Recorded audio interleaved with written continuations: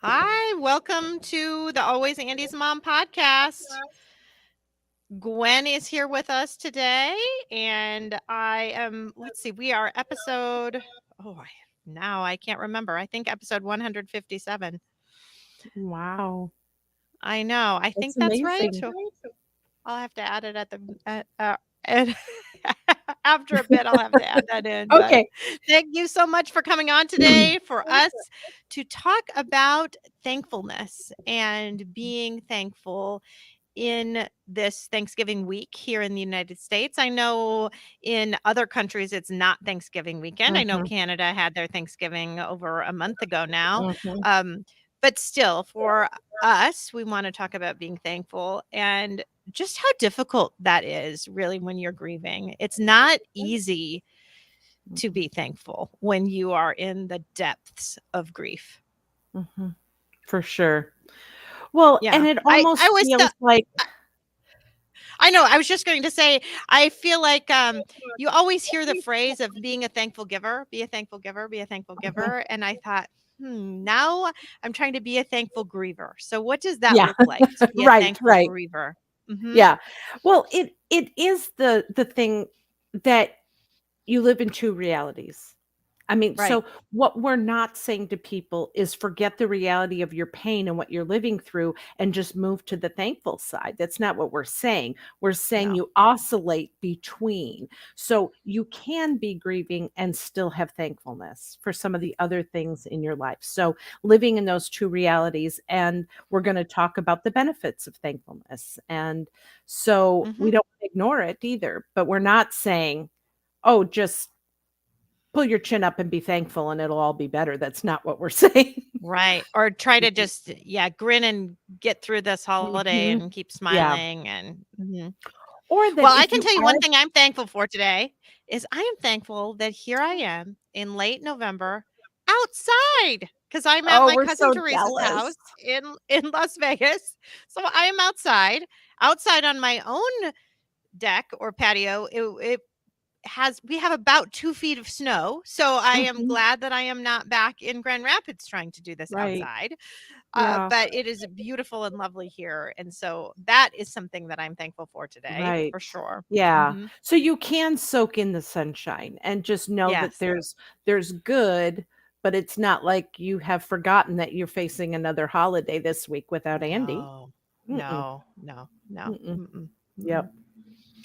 So Yeah. I did tell everyone in the last 3 weeks as I've been talking about this episode coming on, that you would start out by reading a poem, Yes. and the poem is "For That I Am Thankful," and I want you to go ahead and just start reading that now and maybe give a little bit of background about that Right. poem.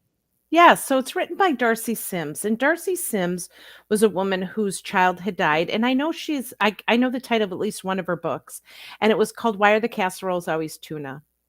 And so at that time, that was really popular. Now I think it's shifted to different kinds of pasta and lasagna or something, but, um, she was a humorist, and so she was featured in Bereavement Magazine, and in Bereavement Magazine, which is, I don't believe, published anymore. I should check on that. I will do that.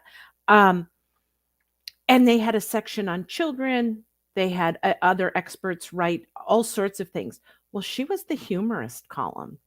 And it's Wow. interesting because she was also the national spokesperson for Compassionate Friends, which is, as you know, a Yeah, national-wide group for parents who have had a child die and or not or a group that you would grandparents and consider at siblings. all humorous. No, No. and I have watched a keynote that she did, and she can keep you in stitches, and even talking about grief. Um, Sadly enough, she died suddenly, in 2014. I think it was February of that year. Um just really was ill one day and died the next day.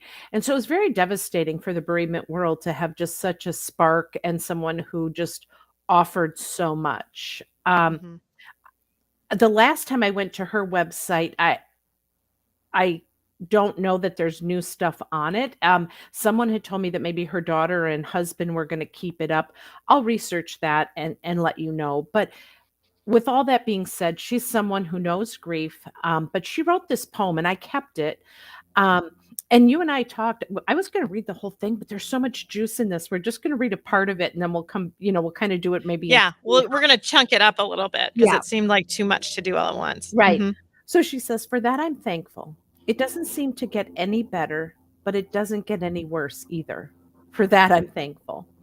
There are no more pictures to be taken, but there are memories to be cherished, and for that I am thankful. There is a missing chair at the table, but the circle of family gathers close, and for that I am thankful. The turkey is smaller, but there's still stuffing, and for that I'm thankful. The days are shorter, but the nights are softer, and for that I am thankful." One more line. She says, "The pain is still here, but it lasts only moments, and for that I am thankful." Now, Mhm. I don't know how long after her son Austin died, and I believe he was an infant, if I remembering back to when I met her 35 years ago. Um, I don't know how long after Austin's death that she wrote this, but I would Mhm. imagine that had been some A time. while. Yeah, Yeah, I think so too, especially that last line that you read about the things lasting just moments. just What was that moments. line? Yes, Yeah, it says, "The pain is still here, but it lasts only moments," and there's probably a lot that of the makes me listeners. think it's been a while, Mhm. Yeah, right? because Because we're not at the moment stage. Yeah. no, I mean, I'm at 4 years and I'm not at moments. I mean, No, it no. usually it's not I'm not down a whole day anymore or days on end anymore, right? But Mhm. it's not it's not a moment either. Right. Well, let's go back up when she says, "It doesn't seem to get any better." It's nice to hear someone say that, that Yeah, it's not better, but it doesn't get any worse either. right. And And I I think think she's talking about in general here because there are Mhm, certainly moments that are better and there are moments that are worse. mhm. And I do have to say too, this also goes to being quite far out because I mean, honestly, I feel like in many ways the second year is worse than the first year. Certainly, I think things are worse after the numbness kind of wears off, which can Right, take right. several months or longer. So I I do have to say, and at some point earlier on, I would say it does get worse, Mhm. unfortunately. But Well once you are out a ways, I think that's right. I think Mhm, it maybe doesn't get better because the emptiness is always there. Um, but it's certainly not it doesn't get worse mhm. either. Mhm, And they mhm, say that if you could graft grief, like chart it out, when you mhm, go down, you don't go down as low as you were before. And when you come up out of maybe a grief spell or a wave of grief, or I kind of use the well of sorrow, like you're sinking in mhm, that. When you come up, they say you're up a little bit higher so that you are making progress, and that's kind of mhm. what I look at in my grief guide is the fact that it's like climbing a mountain, but it's not as if we climb it straight up, it's a sway back, so you are making progress, but you're going sideways, so you Right. can't really see that until you look back and go, "Wait, I'm not in the same spot." So I think that's Mhm, probably what this was referring to is the fact that, um, we are making progress. mhm. Mhm, And I do think that's right, and when you go through some of your really hard times and I feel like sometimes I get to the point where, okay, I'm giving this up. I'm giving this over to God, right? I'm mhm. giving this kind of feeling over, and then I end up taking it back, but I don't think I take it all back, Yeah, right? I right. give it up, and then I take maybe Pieces. 90% of it back, Yeah. but I've left 10% that's not gonna Mhm, come back ever. And so mhm, every time I feel like I can do that, I can give some of this mhm, up. I think when I do have the times when I grab it back, those emotions that I really wish I could give up forever, I probably don't grab it all back. yeah. I love that. I also think when you said about the second year being harder, and we have talked about this before, you and I on here, but for new listeners, it's really the fact that that numbness, like you mentioned, that Yeah, when that wears off, we're feeling things. It's not that it's gotten so much worse because it's been worse from the yeah, beginning. It's just mhm. that we feel it, and that's when we're beginning to do that work that grief requires. And Yeah, I that's hard. and the other thing I think too is that the other people around you don't treat you the same.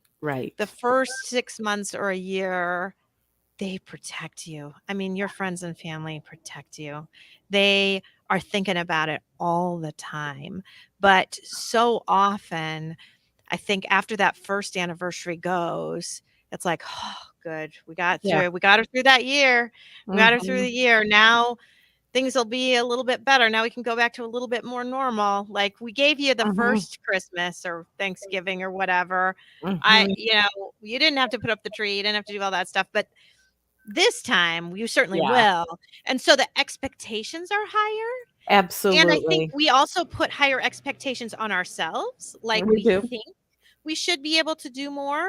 So then when you can't, so I almost wonder if it's part of it's that you feel worse only because your expectations are a little bit higher Mhm. too, and the people around you aren't protecting you like they did. Absolutely. And you're sitting there thinking, "Okay, how do I tell them that I'm feeling this way?" And, yeah, there's just we've talked about that so much, so I think just for people to be aware that, um, a few people are agreeing with you here in the Yeah, I know. comments. We've Yeah, gotten some that's agreements. a good point. Others go on, but we still have that pain. And Mhm. she did use the words in here, "The pain is softer," or she Yeah. says, "The nights are softer." Um, it Yeah, that one was a little hard still for there. me to Yeah. get to kind of know exactly what Mhm. she meant by that one. Yeah. But I like the line where she said the turkey is smaller, but there's still stuffing, and it's like, Yes, you know I like that too. I like Yeah, that a lot. because are there any like, there are things that we enjoy about holidays, and can we still enjoy green bean casserole with our Mhm, family? Yeah, mhm. if, Yeah, your family's gathered and that's nice, that empty chair, like she mentioned, is there, but yeah, yeah. Mhm, mm, mhm. for sure. Alright, you wanna go on and keep doing some Sure. reading? It says the calendar still turns, the holidays still appear, and they still cost too much. But I am still here, and for that I am thankful. The room is still empty, and the soul still aches, but the heart remembers, and for that I am thankful. The guests still come and the dishes pile up, but the dishwasher works, and for that I am thankful. I think I'll stop there because there's some um I I think love the here line about the heart. I love that yeah, one. I What think was that one it's again? Read that again. um the room is still empty, the soul still aches, but the heart remembers. Yeah. And sometimes the heart remembering is hard. It's not Mhm. always easy when those memories come, Mm, right? And it can be painful, but I still wouldn't give it up for the world. right. Absolutely. Yeah. Mhm. I think this one, this second segment had a little bit more real I mean, it was easier to understand what she was saying, Mhm. or to Mhm. relate to probably, but, when she says the calendar still turns and the holidays still appear and they still cost too much, but I am still here. For that, I Yeah, am thankful. What she's saying is, I'm just being thankful and living. You know, right. okay, the holidays are here and I got to do this stuff, but I'm thankful that I'm living. Yeah. Mhm. Yeah. Mhm. Yep. And that others are there living with you too. Mhm. Yeah. Mhm. Yeah. Because up ahead when she said the missing chair at the table, but the circle of family gathers close, that we still have others. Yeah. Mhm. Yeah. And and again, I I wanna tell you a story. Can I do that? Okay. About a Yeah. woman that I met, and I did ask her years ago, "Can I share your story?" Her name's Bernie, and Bernie's first husband, she had 2 kids with him, and it was a tough marriage, but she didn't know what he was planning, but he said he was gonna paint the house that summer, And when he got to the end of painting the house, he was at the high peak and the ladder was there, and he called her and the 2 kids out, and he hollered down to them that, "I am painting this house and I finished it, and I'm leaving. I don't wanna be married, I don't wanna be with you," and he's telling them this from the ladder. Okay. Okay. It gets worse.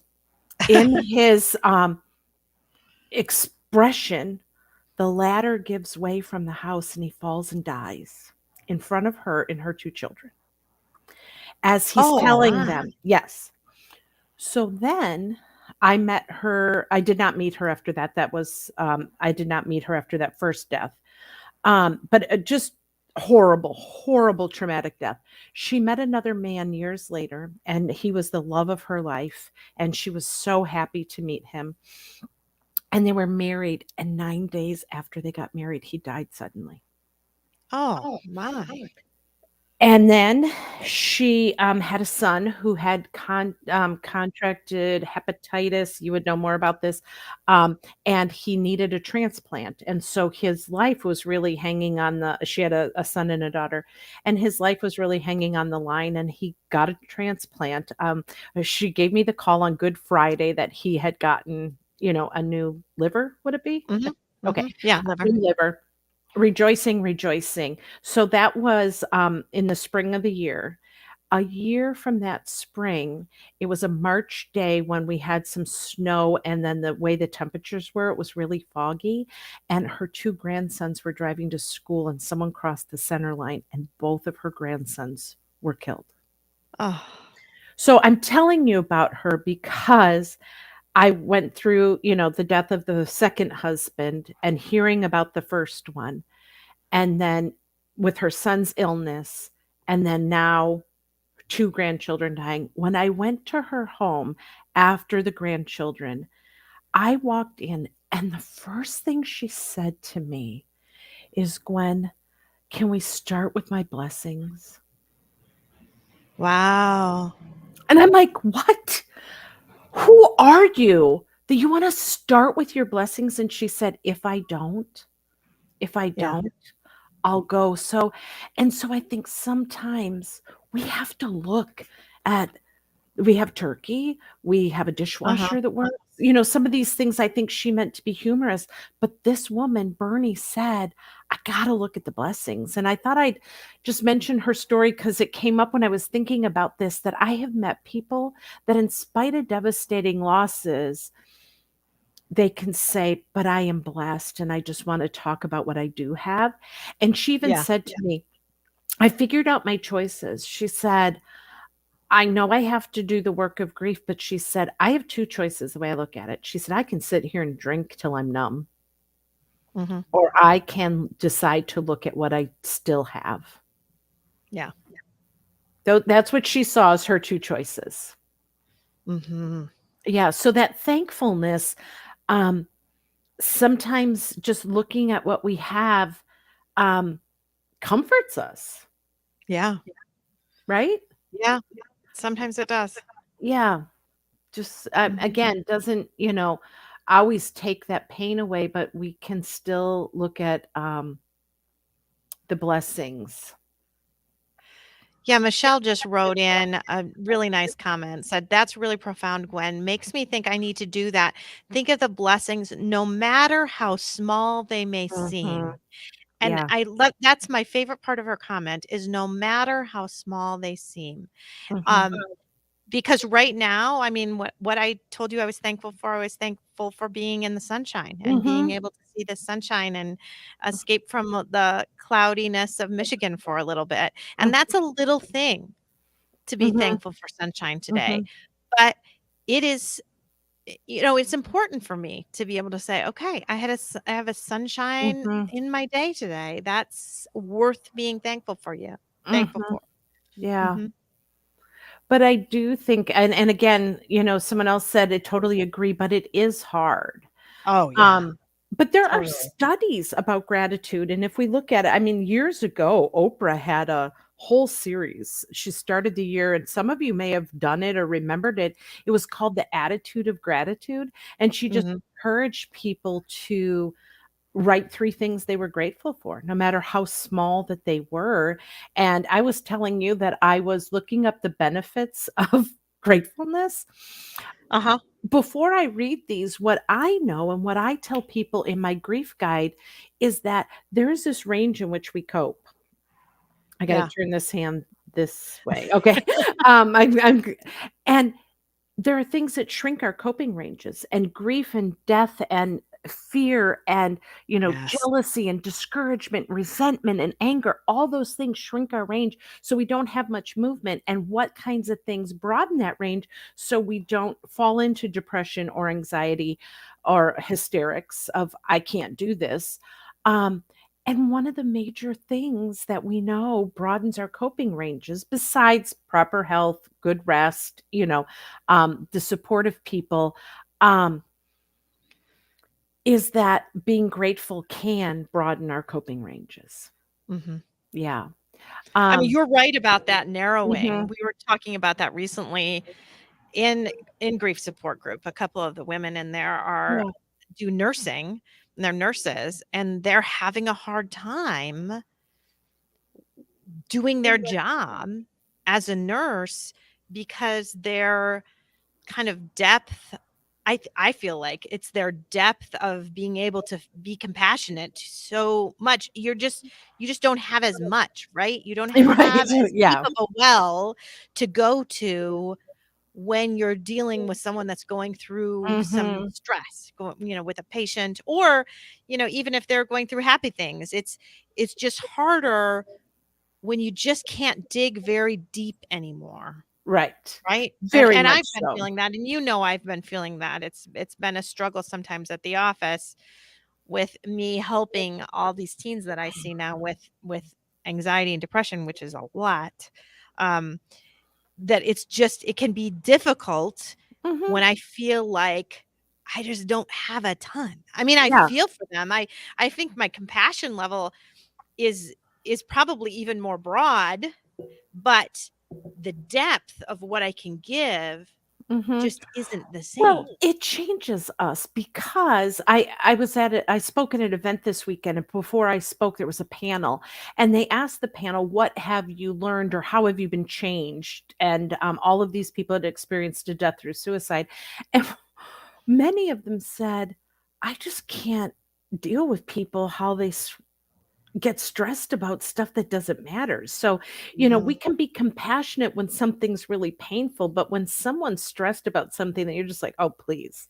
You just don't have a lot. You can't dig deep with that one because Yeah. we've had the worst thing happen, um, to us. I almost So lost it to a patient mom recently who was just going on and on about her daughter not trying hard enough in school, and she's, like, 15 and taking mhm. 4 AP classes and getting A minuses and not A's, and I mean, I just wanted to blow up at her. Yeah. I really Like, did. really? I Yeah. wanted to say, "Okay, so if something happens and she dies tomorrow, are you gonna care that she had an A minus? Yeah. Really? Right.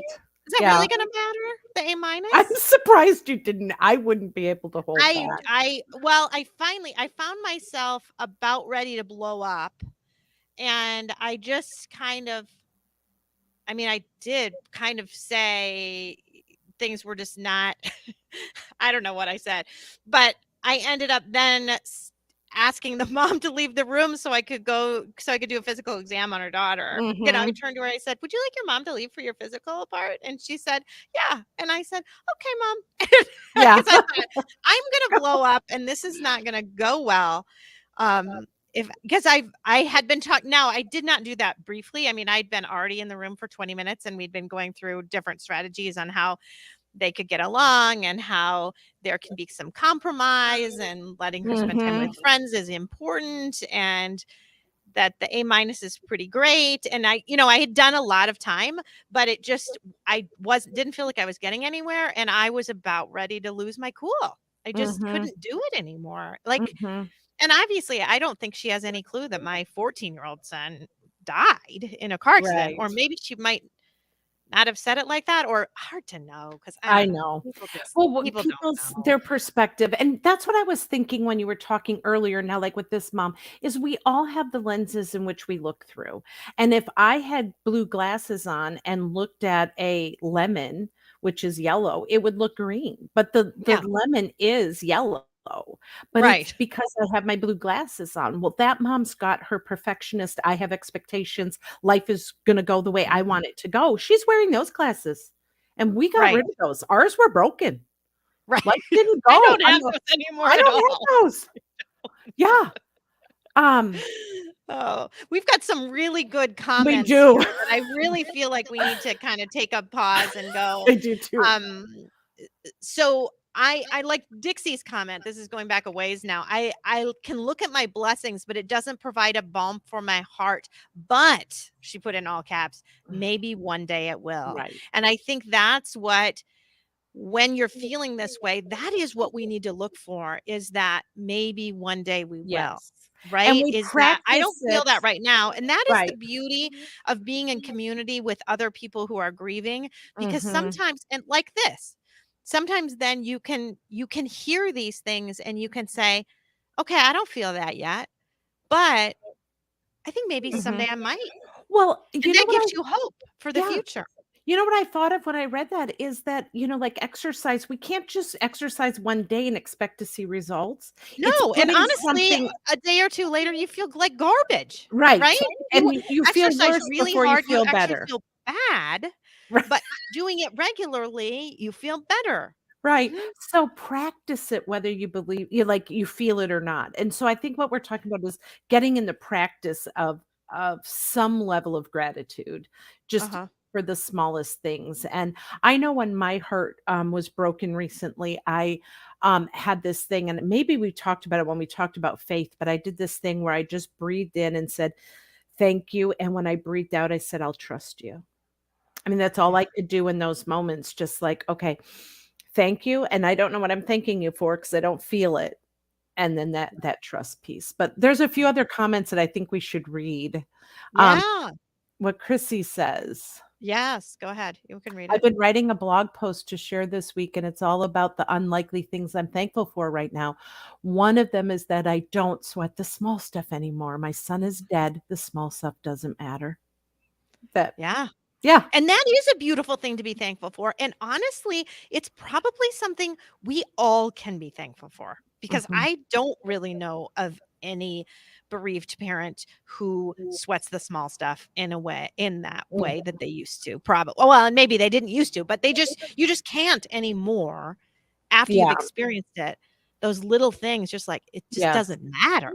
Yep. Our capacity for worry or for things of insignificant changes greatly. Mhm. Mhm. Yeah, yeah. Yeah. Sandy said, "I would have said something." She was talking about you with the mother of your patient. I often Yeah, I'm sure. I'm say sure. that to people when they complain that things are small Well, or and every about once in a while I do too. I mean, I'll burst something out and then I will sort of regret doing it. Um, well, I but think yeah, I told and you I'm glad one I held day my tongue there. I really am. I think I did what I could do, and clearly I wasn't making progress, I just kind of excused her from the room. So I think that's all I could have done because anything else would have just been. yeah. I mean, Uh, that would have not been kind or helpful to either yep. of them. I will tell you, I blew up at someone once. It was in a grocery store. So it was the Tuesday morning after Halloween. And that Monday night I had a support group, and some people still did come to support group even though it was Halloween. And just the pain that they were feeling about the holidays coming, and it was just a heavy night in group. So Tuesday I stopped at a grocery store to get something to bring into work, and they said happy holidays. So that would have been November 1st. And I Uh-huh. just said, "Happy holidays?" And I just made up a lost story, and I just kinda said, "My so and so just died, and you want me to listen to happy holidays every time I shop here from November 1st until Christmas?" And I just, like, lost it, and then I told Mhm. her later, "That's not true, but the people I work with, it's true for them, so I don't want them coming through your line if you are saying happy holidays on November 1st." And, um Said, "I'm sorry, but the manager this morning told us we had to," and the poor cashier was just doing what the manager said, is to start wishing people happy holidays, but I Mhm, I mhm. have said some things to kinda shock people, like, in that and Yeah, she'll probably never forget it. She's probably somewhere telling the story about this woman who made up a fake story, yeah.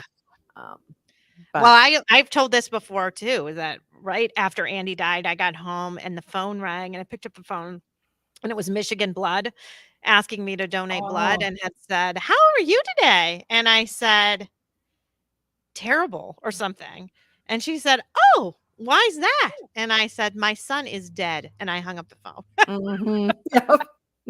Yep. Like, Sometimes you just don't ask, you know, just yeah. say, "Oh, I'm sorry," or something. "I guess this is a bad time." Mhm. I'm sure that person will never forget that phone call either, but Right, exactly. Um, so Jam also wrote, "I used to stress about the small things, oop, like the weather ruining my vacation and that I had to cancel my plans. Now I think that I have to change my plans is not the worst thing that could happen. My mhm, child has died." mhm. And that's Yeah, so, so true. so much so. Yeah. And it is hard to hear people complain about what we now consider stupid stuff, Yeah, right? very Yeah, that much is so. hard. Hmm. Well, and you've said this before, and I've heard it from countless, bereaved people, is be thankful they don't know. Like, Yes. we were oblivious at one point too, um, and maybe didn't understand it, and they don't even know that they should be thankful that they don't live in our world. Right. Mhm. Right. Yeah. Hmm. All right. Do you have more of that Okay, poem to yep, read? we'll finish it up, and then we'll be able to do some readings that people have sent us as well. It says, "The name is still missing, the words still unspoken, but the silence is shared. For that, I am thankful. The snow still falls, and the sled still waltz, and the spirit still wants to. For that, I am thankful. The stillness remains, but the sadness is smaller, and for that, I am thankful. The moment is gone, but the love is forever. For that I am blessed. For that I am grateful. Love was once and still is a part of my being, and for that I am living. I am living, and for that I am thankful." Those last lines are the most powerful of the whole thing, aren't they? That love was once and still is a part of my being, and that Yes. lasts forever. Yeah. Yes. That 100%. that is something to remember. That is something Mhm. to think about. Yeah. That And love is forever. yeah. Yeah, and that's why we still talk about them, and we want to say their name, and we want to have them be part of every day because the Every love day. is still there. Mhm. Yeah, Mhm. and I feel bad for people who don't have a space or family that understands the need to talk about that, Yeah. because it almost feels like you have to put the love aside too because they can't handle the Right? Because they yeah. can't handle talking about Mhm, the painfulness of the grief and the loss. mhm. But if you don't talk about them, then I've given up the love too. I've given up Right. everything. I can't give Well up the 14 years I had him just yeah, because it makes you uncomfortable to talk about what life's like now without him. yeah. Well, it reminds me of, a poem that I read at the holidays sometimes. It's called "The Elephant in the Room," but it says, "If we can't talk about their death, then we can't talk about their life." Yeah. Like, I want to be able to talk about them. Oh, Mhm. someone said, "That's my siblings." Yeah, that's hard that you have to pretend in front of, I think is what they're referring to there. Oh, Um, wow. And yeah, yeah. mhm. I know her, the person that wrote in, and that's yeah, her siblings just don't wanna talk about it. And Yeah. then you just yeah, you're stuck. You're in Mhm. this thing like, "Well, do I really wanna go and spend time with them then?" Probably not. Probably You not. know? I mean, it's kind of that whole concept when, Dan Seaborn is his name. He's the founder of Winning at Home, and it's a counseling center here in West Michigan. And he's been a pastor and family counselor. And he says that there's two types of responses a woman has when she hears her husband's coming in the driveway. She either says, "Oh crap, he's home," or she says, "Oh yay, he's home." And Yeah. her responses are by whether he has made deposits in her life or withdrawals. And if he's someone who makes withdrawals all the time, she says, "Oh crap, he's home." And I think that's kind of how it is with family. And hearing Dixie say that, like, that's the "oh crap, I have to be around them," because Yeah. they don't add anything to her support wheel, sounds like. So yeah. Well, and I've just I I mean, I'm out here in Nevada seeing my family, and I am seeing and the reason I planned this trip, honestly, is because of you, Gwen, because of Oh. something that you said this summer. You said Mhm, something about being around people who fill you up. mhm. And Yeah. my aunt and my cousin fill me up. Mhm. Yeah. And so I thought to myself, I have to go. I Mhm, have to go. mhm, But I don't always feel that way with my dad and my stepmom mhm, because they're very uncomfortable ever talking about Andy. mhm. And so I can't talk about him. And then that just hurts because I can't talk about him. And it's a problem. And it has been that I have not seen the people that fill me up because I have dread, because I also then have to see the people who Mm, don't. mm, You see, and then I got to the point where like, well, I can't hold myself from seeing those people that fill me up just because I also have to spend some time and not as much time, honestly. I can just do mhm. a brief visit um, with people that don't. So Right. you need to balance that out a little bit. But that Definitely. being said, Karen wrote Yeah. in, can you Mhm. give advice, Gwen, on what to do when people don't talk about it?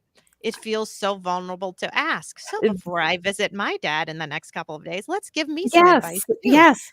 You Gwen, know, it on how others can do that, how Dixie can do Mhm. that with her siblings, how I can do Yeah. that.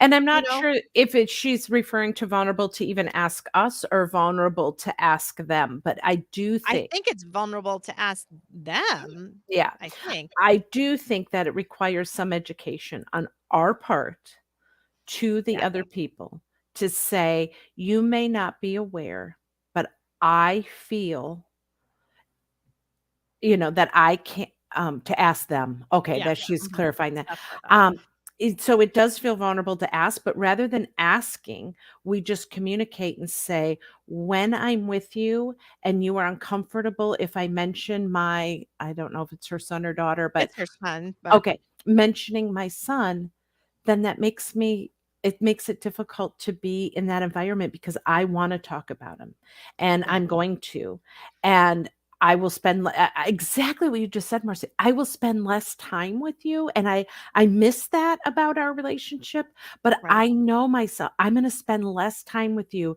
if I'm not free to show you who I really am, and who I really am is someone who misses the snot out of my child, and I love them, and I wanna talk about them. That's who I am. Yeah. So And please, I and I don't feel like I can't be who I am yeah, around my own dad, which is right. And if it it's makes them something I usually don't talk uncomfortable about on the podcast. Not that he ever listens because he doesn't, but I yeah, just it's happen hard, it's so here hard. I am now on live stream saying that, um, Mhm, but yeah, I don't want that. I don't want right.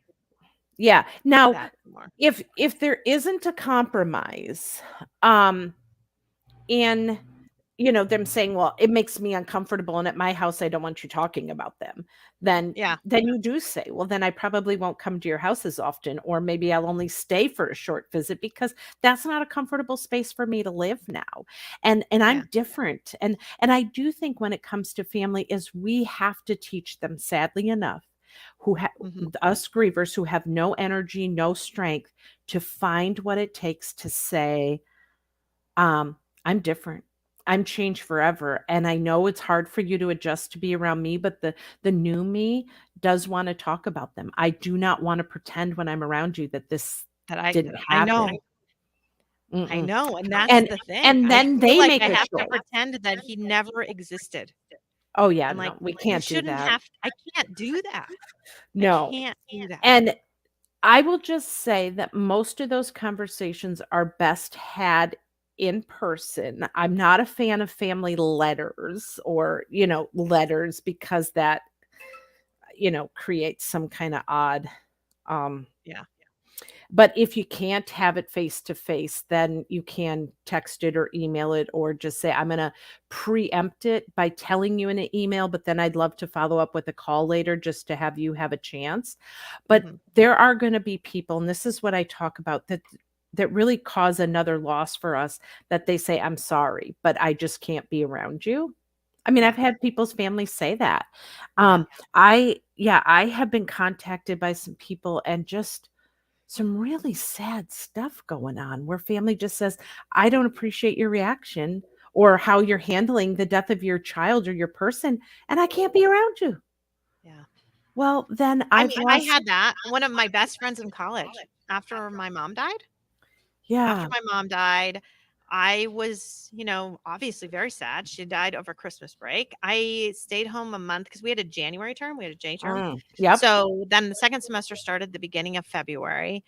And this, one of my, at the time, I would probably have considered her my best friend, or one of my best friends for sure, if not my best friend, gave me a letter that said, I just can't be around you anymore. You're Oh, just so sad, whatever, whatever. oh.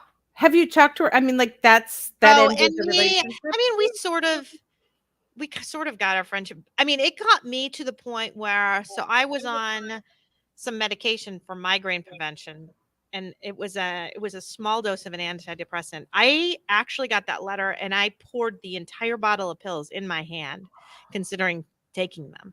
Yeah, Um, because that hurts and so then a bad. friend of mine, my roommate, I think, saw me or something. And then we called the suicide hotline and I talked to somebody on the hotline, but I ripped the note up into about 20 pieces, poured all the pills in my hand, and then didn't do it. Didn't take them because, and the reason I remember, the reason I didn't take them, it's because I thought, I can't do that to my dad and my brother, Mhm. Mhm. Yeah. right? Because my mom had just died not even Oh, 4 months before, 3 months before. Like, I can't do that to them, so I put them back, and then we called the hotline and wow. whatever, but, Thank you for sharing that. But that just shows how deep that pain is when someone oh, comes in and tells us that they don't like how we are now, and we're just yeah, like, I don't like who I am now either. I I don't either, right? right? And we Hello? obviously, our friendship was never the same. We Mhm. sort of had a friendship a little bit again, and then Mhm. we both ended up after college. I went to medical school, and I mean, another of the problems is she had also applied to medical school, and we had our, dream to kind of, we were going to do that, and we took all Mhm. our classes together and whatever, and then she didn't get in. Well, Um, and so and here's so she another went thing. back to just get a job to try to work to go into PA school, and we ended up being roommates. So it's not like it destroyed our friendship, But when but it people never was the same. And yeah. after that, we never, I mean, I don't talk Mhm. to her now at all. Yeah. Yeah. Yeah. Well, Michelle said, I'd like to share something I'm thankful for. My son Corbin was my only child, and he left this earth at 19, 2 years ago. He has a half sister who is 2 years younger than him. Me and her did not spend that much time together before at all, but since Corbin died, she and I have developed this really wonderful relationship. She has come to spend the night with me early on and reached out to me often. She has come with me to my small family gatherings on holidays, and she will be this oops, what am I missing on the bottom of it? This thanks. Oh, That's all I have. I think did it uh, stop on your part? no, she heard about this wonderful friendship. How She has come I come to spend the night with me early on and reached out so often. She come Oh, yes. Yeah, so She I think did she this meant to say this Thanksgiving. Thanksgiving, yeah. Yeah. So there's something to be thankful for, Mhm. too, is just, the relationships that we do get. And I have had countless of people say to me, I am closer to the people in my support group. They are more like family to me than my family because that's where I can be very real. Mhm. Mhm. Um, I wanna put up Sandy's comment here too. I'm sure that some feel the same way about me, but they've not gone through what I have. I shut so many out. I lost my dad 4 months after my son, and he was my rock, and Mhm. I have really, I'm sure, felt so lost ever since. Yes. Mhm. Oh, yeah, absolutely. When you lose Oh, your support system, yeah. that just makes it even worse, right? Yep. Very much so. Yeah. Mhm. And so again, people part of their pushing back against us and not wanting to go, there's many reasons why people don't want us to talk about it. One is because it pushes pains in their own life that they can't handle and maybe they're Mhm. not grieving well, but it makes them so uncomfortable that they don't know how to fix or do, and that's why I spend a lot of my time, you know this, training and educating people on how to be there for bereaved people, because what we end up doing is wounding them again when we just walk away because we think It does we have to hurt. fix It them. hurts a Yeah, lot. It yeah. hurts a lot Mhm. when that happens. It's weird, I was at a seminar that had nothing to do with grief, and the guy was saying that fear is behind almost all inappropriate behaviors. And he said, "Think about it. When you speed, you're speeding because 'cause you're afraid you're gonna be late for something, right?" I mean, most of us don't just speed because we, love to speed. I Yeah. I usually speed when I'm afraid I'm gonna be late. And so when you can look at someone else's inappropriate response to you, you can look at it, go, "Oh, there's fear back there. They're just Yeah. afraid. They don't know what to do." But, um, I think I before think we we only need have to read 15. through some of Yes, these I emails agree. before we run out of time. I So, agree. yeah, because we're getting towards the end. So I'm going to read this one that Jam sent. I Mhm. thought I'd email you to tell you what I'm thankful for.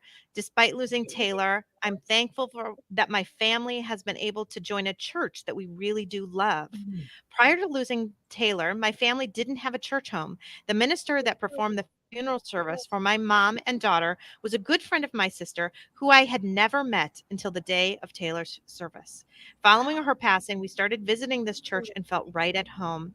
I know that God didn't take Taylor for this to happen, which I think is a key sentence there, but it Mhm. definitely has been a blessing. My husband and I are so excited to go to church for worship. It keeps us uplifted. I just love that one. Mhm. That is Absolutely. beautiful. And I love too that she said, God didn't take Taylor so we would join this church, right? Right. Because um, there may be people that would say that. And Mhm. it drives me Yes. crazy that there'll be people that will say that. But I'm sure there are people, even in that church, that are like, oh, that's really sad that Taylor died. But you know what? It made, Yeah. that Mhm. That But somehow it, like, saved them because now they're going to this church regularly. Well, it doesn't work like that. It's not like God said, "Oh, you need to have a church home, so let's have your daughter die." No, no. no, not at And all. when we come to those on our Yeah, own sense of it, when she can say, "I'm thankful that we found yeah, this," yeah. it's their journey, it's their thankfulness, but for someone else to say, "Wow," that's not helpful. No, For the no, but I others to love say, it. I love yeah, it. That was I just a she said it beautiful very story from beautifully. them. Mhm. Yep. Yeah, she did say it beautifully. Would you like me to read this next one? Yeah, you can read the one from Tirsa. Do you wanna read that Yeah, one? Tirsa. Yeah, she says, "As I can't read that Thanksgiving." one because 'cause that'll make me cry, so Gwen has to Okay. read this. Okay. As Thanksgiving approaches, I'm reminded of all that I am thankful for. I try to live a life of thankfulness daily, but the holidays require me to dig a little deeper. The sadness and emptiness want to fill the gaps, but I try hard just to let all that I am thankful for seal the gaping holes in my heart. Meeting you in your podcast is what I'm most thankful for this year. I was keeping my head above water, but the day I found your podcast, I felt like I could finally float for a few minutes and rest. I felt understood, loved, heard, and even in this silence as I drove down the interstate. It was the first time I felt like I could actually live this life without Savannah here physically. I have been living, but was I really? I think I was simply existing and going through the motions of what I knew life to be. Listening to you and all the other moms talk about their broken hearts and how they were learning to navigate this new norm gave me hope. Having the opportunity to share Savannah on your podcast was definitely a big moment of thankfulness for me. There is so much more I could have said and probably wished I had, but I do believe if one person could feel hopeful, then my goal was achieved. Thank you again for giving me this platform to share my sweet girl. Yesterday, my mom went into the hospice stage. As I navigate another death, I'm reminded to take one day at a time and to make the most of each day. Allowing God to hold and guide me on this journey seems like it should be easy, but it does take a deep breath each day. As you know, I am a single mom doing all of this, and for a while I kind of felt so lonely, but now I am learning how to allow our Heavenly Father to hold me and guide me. So many of your interviews on your podcast have demonstrated how others have allowed God to guide them and help others. My mom has always been a person who has forgiven people and prayed for others. I still have a thread of anger due to not really knowing what happened to Savannah, but giving it all to God has allowed me to focus on living through loving. I used to tell Savannah that we must always live by loving, and little did I know how impactful those words were going to be in my life. I'm praying for you and your family as the holidays approach. I would love to send you something um, Oh, yeah. for Andy, but I'm not sure if you are comfortable with your mailing address, but if so, that would be great. Um, Thank you for all you're doing. I don't know how this works, but I know Andy is so proud of all the work you are doing for all our broken hearts. And I like to think Savannah and he are walking and talking about how beautiful the giraffes are in heaven. I look so Yeah. forward to the day where we're all talking and hugging together. I'm thinking of you and praying day. I hope you and your family find peace, comfort, and some joy this holiday season. That was That was beautiful. just so beautiful. I know, it just made me Yeah. cry. Yeah.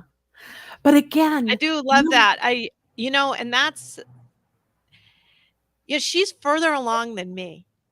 She's further along than me. Savannah Mhm, died before Andy did. And I oftentimes think about as I'm doing this, I'm helping the people that are coming behind me. But it is sort of cool to know it doesn't matter in some ways, right? It doesn't matter mhm.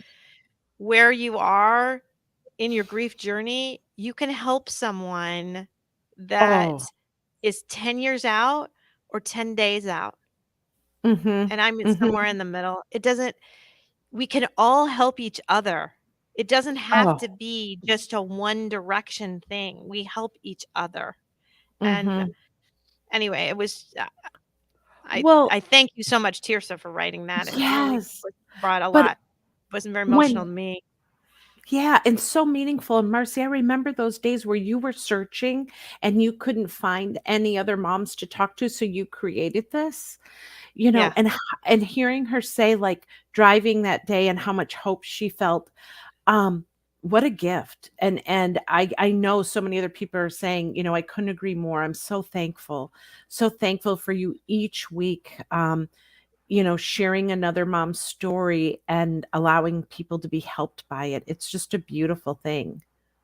And I have to tell you, it has made my job when I meet bereaved parents.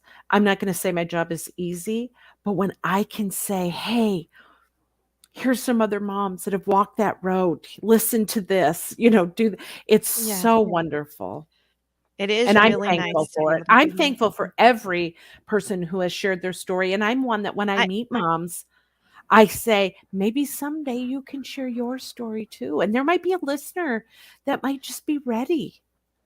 Yeah, and if you are, I have lots of openings. I don't have very many scheduled now. So if Yeah. you've all thought about wanting to share your story, just let me know. Send me an Mhm. email. I would Yeah. love to do that. I would love to share that story. Mhm. Um, okay. I've got to share one more thing that Chrissy wrote, and she Yep. also wrote in here too Mhm. on the live stream here, but she wrote, "For this, I am thankful. The ordinary, everyday, familiar, usual tasks and responsibilities. When I sit down to really think about what helps me get through a day, it's this. From pouring my first cup of coffee in the morning to writing in my journal at night, it's the everyday, ordinary, monotonous things that keep my feet moving from one thing to the next. And then she wrote, your Mm, podcast and the friendships I gained because of it. So those mm. were beautiful Yeah. things too that Chrissy wrote. Yes. Hmm. She's very good with her words, and I can tell that's how she processes, because Oh, earlier she had said, she has a oh, and she blog, and has a beautiful blog. She has a beautiful, I'll have to beautiful look blog that up. for her son Caleb. It's just gorgeous. So, Mm, a journey for yeah. Caleb. So if you want to look on a Okay, journey I'm for gonna Caleb, do that. that yeah, she does some really beautiful writing. Hmm. So, other things that you wanted to say, I think there was something that you read Oh, today that you wanted to share. yes. So, Oh, thank better you for do that. reminding me. I had I forgotten. know we're almost out of So, time. You got to do that. some people may know Carol Kent, but her story is her only son, or her only child, did not die, but he's incarcerated for a life sentence because he killed a man. He thought he was defending, but I mean, he was guilty of taking that man's life.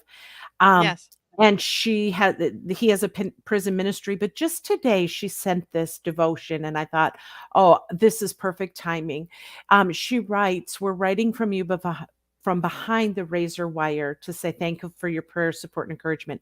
Max Lucado wrote, "Gratitude gets us through the hard stuff. To reflect on your blessings is to rehearse God's accomplishments and to discover his heart. Gratitude always leaves us looking at God and away from the dread. So practice gratitude." And then she just gave a few tips of how to do that, listing your blessings. And they list a blessing that many people wouldn't know Jesus had their son not been in jail, sharing Jesus from behind the prison walls. Hmm. The next one was remember God's faithfulness. This next one I love because I talk about this all the time, giving to others. When Yeah. we try to serve others, our needs are simultaneously met. It's this cycle of when I pour into you, then I get poured into. Yes. It's just Hmm. amazing. Hmm. And then thank people who love and support you. And I love that because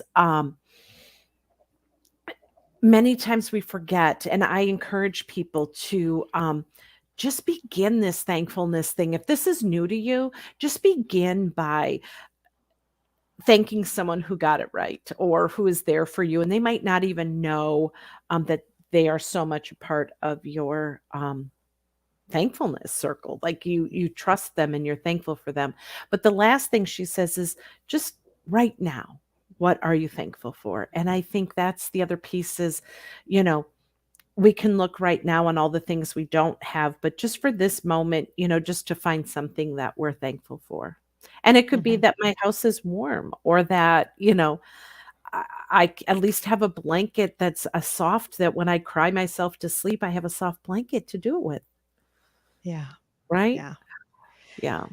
I know we have our Starlight support group, Oh, which yeah. I've talked about all the time, a virtual Mhm. support group. So if you are all interested in doing that, um, just please look into starlightmen.org. And I have not mentioned this before because I talk about join the support group. Think about joining the support group. I apparently have not talked about the fact that it's free because it is Oh, free. yeah. It is totally free because I've had some people recently write like, "Oh, how much does that cost?" Or they wrote into Mhm. Starlight and say, "How much does this cost?" It doesn't say how much it costs. It doesn't say how much it costs because it's free. So Right. I do want to bring that up. It's a beautiful service and beautiful ministry. But in this last week, we got a handout on being thankful while grieving, which I think when you probably originally wrote. But I do want to give Starlight credit for it, but I Mhm. wanted to go through some of those first points, just thinking about, I'm not going to go through everything, but just a few of them. So be thankful for people, be thankful for another day, be thankful for beautiful things in nature. This is one that we talked about quite a bit in support group about how all of us really appreciate nature more and appreciate the beauty of nature. Be thankful for the time you had. Be thankful when you're happy. That's a hard one. I feel like that's one that sometimes when you're grieving, you end up feeling guilty when you're happy. But Mhm. I Mhm. liked reading that and trying to remind myself that I need to be thankful for times that I'm happy, that it's nothing to feel guilty Mhm. about, but Mm-mm. something to be thankful for, those happy moments. Um, be thankful for you, just being thankful for myself, and then being thankful for God's promises. So Mhm. those are just obviously the handout was much longer than that, Mhm. much more elaborate, but I wanted to go over those things as trying to pick out maybe one or two of those and Mhm. grasping onto them as we go through this period of being thankfulness and kind Yeah. of think about it. Well, Mhm. and I've said this before, but when it said be thankful for you, I would love I've said this, I wanna have a float or a parade for bereaved people, and I want the rest of the world to stand on the sidelines, stand up and salute you and clap their hands at you because, we do that for veterans, which I'm so thankful that they've given for our freedoms and the lives that, it costs for us to be free. Mhm. It takes strength and courage to do that.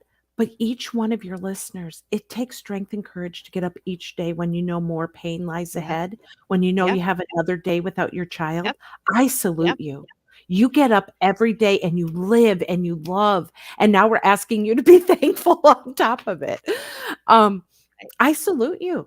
You're doing hard stuff. And so It when it is. says It's be hard thankful work for to do you, that every day. Mhm. clap your Mhm. and pat yourself on the back this Thanksgiving and say, "Darn it, I'm thankful for me because I'm doing some hard ass work here." Like, really? This is not for Well, the weak. I think that's a good, thing to close on there, Gwen. Okay. Be thankful for you. Be thankful Yes. for you. And Well, and and that I is hard to do, but absolutely, we are doing it. We are yeah, doing it. I and I always think back to my friend Michelle, my dear friend Michelle, who I would say to her all the time when things were hard, I would say, "I can't do this." mhm, And her response back to me every time was, "Marcy, you are doing this. doing it. Yep. We can do hard things. Yep. You are doing this." And that's what I had to tell myself when I felt like I can't do this anymore. I thought, you know what? I am doing this. I am Mhm. doing this. And I may be a Absolutely. weeping puddle, but it doesn't mean I'm not doing it.